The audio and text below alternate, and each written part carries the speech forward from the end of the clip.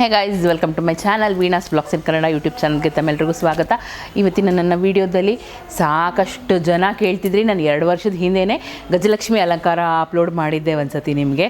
ಈ ಆನೆಗಳನ್ನ ಮಾಡೋದು ಹೇಗೆ ಏನು ಎತ್ತ ಅಂತೆಲ್ಲ ತುಂಬ ಎನ್ಕ್ವೈರೀಸ್ ಬಂದಿತ್ತು ಅದಕ್ಕೆ ಕೂಡ.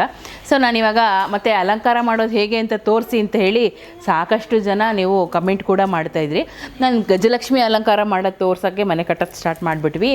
ಹಾಗಾಗಿ ಗಜಲಕ್ಷ್ಮಿ ಅಲಂಕಾರ ಮಾಡೋದು ನಿಮಗೆ ತೋರ್ಸೋಕ್ಕಾಗಲಿಲ್ಲ. ಸೊ ಇವಾಗ ನಾನು ಒಂದು ಗಜಲಕ್ಷ್ಮಿ ಅಲಂಕಾರ ಮಾಡೋಣ ಅಂತ ನಿಮ್ಮ ಮುಂದೆ ಬಂದಿದ್ದೀನಿ. ಸೊ ಇವಾಗ ಗಜಲಕ್ಷ್ಮಿ ಅಲಂಕಾರಕ್ಕೆ ಈ ಆನೆಗಳನ್ನ ಮಾಡ್ಕೊಂಡಿದ್ದೀನಿ. ಈ ಆನೆ ಹೇಗಿದೆ ಅನ್ನೋದನ್ನು ನೋಡ್ಕೊಳ್ಳಿ. ನಾನು ಲಾಸ್ಟ್ ಟೈಮು ನೀವು ನನ್ನ ವಿಡಿಯೋದಲ್ಲಿ ನೋಡಿದ್ದೀರಾ, ನಾನು ಅರ್ಧ ಆನೆ ಅಷ್ಟೇ ಮಾಡಿದ್ದೆ, ಕಾಲಿರಲಿಲ್ಲ. ಈ ಪಾರ್ಟ್ ಏನಿತ್ತೋ ಈ ಪಾರ್ಟ್ ಮಾತ್ರ ಮಾಡಿ ದೇವಿ ಹಿಂದೆಗಡೆ ಫಿಕ್ಸ್ ಮಾಡಿದ್ದೆ. ಸೊ ನನಗೆ ಒಬ್ಬರು ನನ್ನ ಸಬ್ಸ್ಕ್ರೈಬರು ಕಮೆಂಟ್ ಮಾಡಿದರು, ಅಕ್ಕ ನಂಗೆ ಅರ್ಧ ಆನೆ ಬೇಡ, ಕಂಪ್ಲೀಟಾಗಿರೋ ಆನೆ ಒಂದು ಬೇಕೇ ಬೇಕು ಅಂತ ಹೇಳಿ ಒಂದು 3-4 ಜನ ನನಗೆ ಫುಲ್ಲು ಕಂಪ್ಲೀಟಾಗಿರೋ ಆನೆ ಬೇಕೇ ಬೇಕು ಅಂತ ಹೇಳಿ ನನಗೆ ಫೋನ್ ಮಾಡಿ ಕಾಂಟ್ಯಾಕ್ಟ್ ಮಾಡಿ ನನ್ನ ಹತ್ರ ಇದನ್ನು ಮಾಡಿಸಿಸ್ಕೊಂಡ್ರು. ಸೊ ಅವ್ರಿಗೆ ಮಾಡಿದ ಆನೆನೇ ಸೇಮ್ ಟು ಸೇಮು ಅವ್ರಿಗೆ ಮತ್ತೆ ಬಿಳಿ ಕಲರೇ ಬೇಕು ಅಂತ ಹೇಳಿ ವೈಟ್ ಕಲರೇ ಮಾಡಿದರು. ಈ ದೇವಲೋಕದ ಐರಾವತನ ನಾನು ಹೊಸದಾಗಿ ರೀಕ್ರಿಯೇಟ್ ಮಾಡಿದೆ. ಬಟ್ ಇದು ಕಂಪ್ಲೀಟ್ ಇದೆ. ಅರ್ಧ ಆನೆ ಬೇಡ ಅಂತ ಹೇಳಿ ಅವರು ಕಂಪ್ಲೀಟಾಗಿರೋದು ಬೇಕು, ಅರ್ಧ ಇರೋದು ಇಟ್ಟರೆ ಅವ್ರ ಅತ್ತೆನೂ ಹೇಳ್ತಿದ್ರಂತೆ ಅರ್ಧ ಆನೆ ಇಡಬಾರ್ದು, ಕಂಪ್ಲೀಟಾಗಿ ಇಡಬೇಕು, ಫುಲ್ಲು ಕಂಪ್ಲೀಟ್ ಆನೆ ಇರೋವಂಥದ್ದನ್ನು ಇಡು ಅಂತ ಹೇಳ್ತಿದ್ರಂತೆ. ಅವ್ರು ಬೇಕೇ ಬೇಕು ಅಂತ ಹೇಳಿ ಒಂದು 5-6 ಜನ ಮಾಡಿಸ್ಕೊಂಡಿದ್ದಾರೆ ಅನಿಸುತ್ತೆ ನನ್ನ ಲೆಕ್ಕಕ್ಕೆ. ಸೊ ನಾನು ಹಾಗಾಗಿ ಇದನ್ನು ಈ ಸತಿ ಹೊಸದಾಗಿ ಲಾಂಚ್ ಮಾಡ್ತಾಯಿದ್ದೀನಿ. ಇದು ಯಾರಿಗಾದರೂ ಬೇಕಿತ್ತು ಅಂತಂದರೆ ಬೇಗ ಸ್ಕ್ರೀನ್ ಮೇಲೆ ಕಾಣ್ತಾ ಇರೋವಂತಹ ನಂಬರ್ಗೆ ಕಾಂಟ್ಯಾಕ್ಟ್ ಮಾಡಿ ಈ ಆನೆನ ಬುಕ್ ಮಾಡ್ಕೋಬಹುದು. ನೋಡಿ, ಈ ಆನೆ ಹೇಗೆ ಮಾಡಿದ್ದೀನಿ ಅನ್ನೋದನ್ನು ನಿಮಗೆ ಹೇಳ್ಕೊಡ್ತೀನಿ.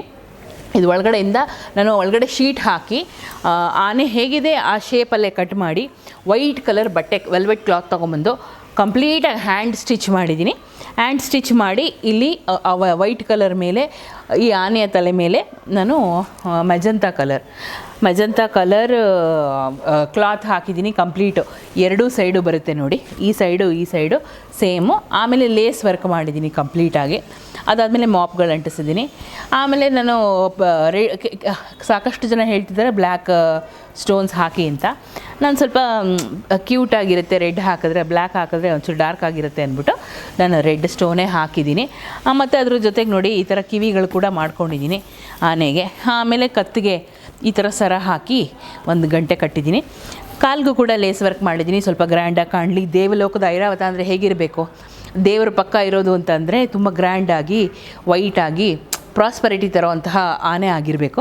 ಹಾಗಾಗಿ ನಾನು ವೈಟ್ ಕಲರ್ಗೆ ಲೆಗ್ಸ್ಗೆಲ್ಲ ಗ್ರ್ಯಾಂಡ್ ವರ್ಕ್ ಲೇಸ್ ವರ್ಕ್ ಮಾಡಿ ಇದು ಗ್ರ್ಯಾಂಡಾಗಿ ಕಾಣಲಿ ಅಂತ ಹೇಳಿ ಈ ಥರ ಮಾಡಿದ್ದೀನಿ.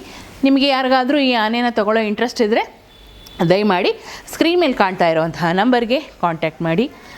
ನಾನು ಯಾವಾಗ ಬೇಕಾದರೂ ಕಾಲ್ ಕೂಡ ಮಾಡ್ಬೋದು. ನೀವು ಬೇಗ ಬುಕ್ ಮಾಡಬೇಕು. ದಯಮಾಡಿ ಆದಷ್ಟು ಬೇಗ ಬುಕ್ ಮಾಡ್ಕೊಳ್ಳಿ. ಬೇಗ ಬುಕ್ ಮಾಡಿದ್ರೆ ನಾವು ಮಾಡಿಕೊಡೋಕ್ಕೆ ಸಾಧ್ಯ ಆಗುತ್ತೆ. ಲೇಟ್ ಆದರೆ ಮಾಡ್ಕೊಡೋದು ಕಷ್ಟ ಆಗುತ್ತೆ. ಸೊ ನೋಡಿ, ಒಂದು ರೈಟ್ ಸೈಡಿಗೆ ಒಂದು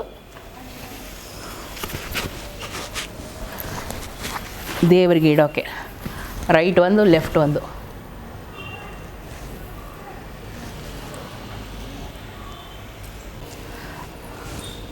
ರೈಟ್ ಒಂದು, ಲೆಫ್ಟ್ ಒಂದು, 2 ಆನೆ ಮಾಡಿದ್ದೀನಿ.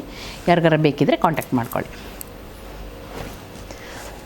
ಸೊ ನನ್ನ ಈ ವಿಡಿಯೋ ಇಷ್ಟ ಆಗಿದ್ದರೆ ಲೈಕ್, ಶೇರ್, ಕಮೆಂಟ್ ಮಾಡಿ.